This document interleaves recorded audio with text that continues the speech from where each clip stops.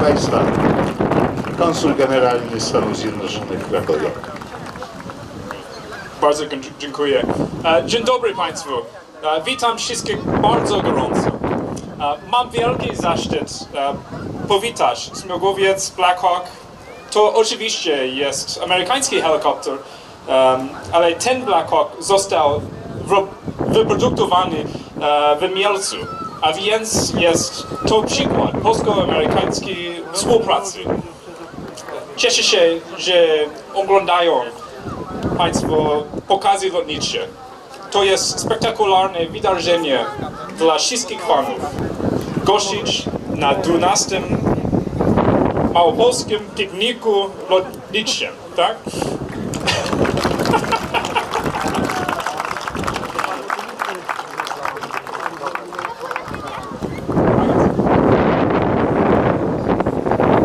To jest moje dzieci.